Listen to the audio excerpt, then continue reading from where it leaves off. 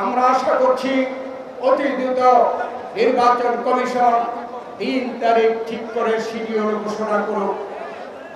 এই ষড়যন্ত্র এখানে কিন্তু ষড়যন্ত্র হচ্ছে যাতে করে নির্বাচন না হয় বা নির্বাচনকে বিলম্বিত করা যায়।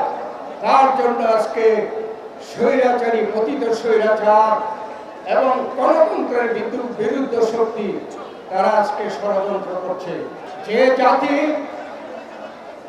মুক্তিযুদ্ধের মাধ্যমে দেশ স্বাধীন করে, যে জাতি বারবার এদের যখনই গণতন্ত্র হত্যা করার চেষ্টা করা হয়েছে তখনই তার বিরুদ্ধে প্রতিহত করেছে।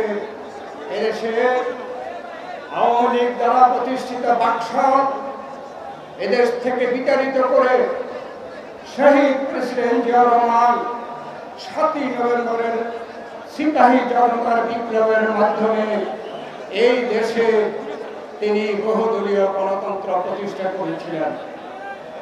আমাদের নেত্রী দেশনেত্রী বেগম খালেদা জিয়া এই বাংলাদেশে গণতন্ত্রকে হত্যা করে হোসেন মোহাম্মদ এরশাদ আবার এই দেশে স্বৈরতন্ত্র প্রতিষ্ঠা করেছিল। সেই হোসেন মোহাম্মদ এরশাদকে আমাদের নেত্রী বেগম খালেদা জিয়ার নেতৃত্বে ছাত্র জনতার গণ অভ্যুত্থানের মাধ্যমে বিতাড়িত করে আবার দেশনেত্রী বেগম খালেদা জিয়া বহুদলীয় গণতন্ত্র করেছে।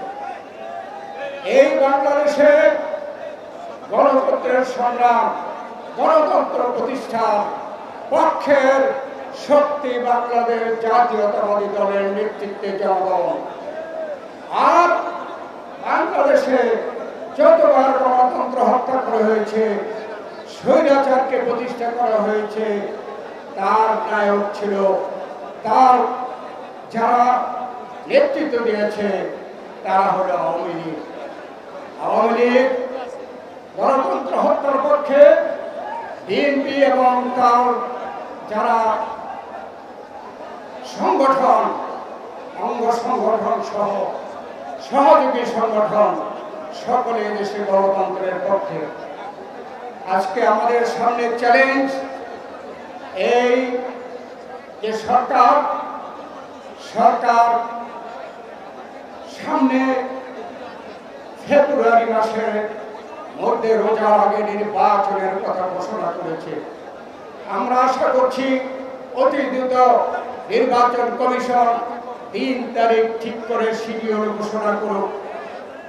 এই ষড়যন্ত্র এখানে কিন্তু ষড়যন্ত্র হচ্ছে যাতে করে নির্বাচন না হয় বা নির্বাচনকে বিলম্বিত করা যায়। তার জন্য আজকে স্বৈরাচারী পতিত স্বৈরাচার এবং গণতন্ত্রের বিরুদ্ধ শক্তি তারা আজকে ষড়যন্ত্র করছে।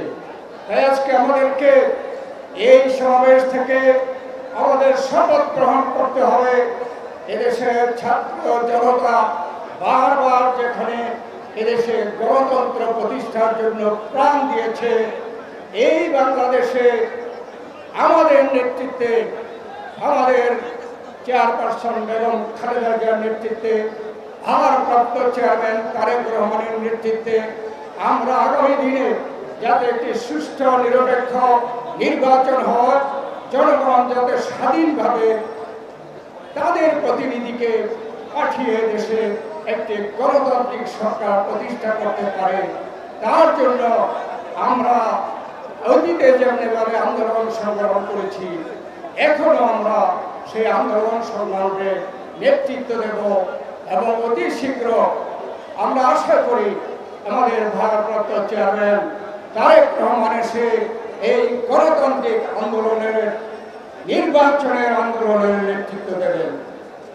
আমি শুধুমাত্র আগামী দিনে যাতে করে নির্বাচন নিয়ে কেউ ষড়যন্ত্র করতে না পারে সে ব্যাপারে আমাদের সকলকে আমরা যাতে করে সজাগ থাকি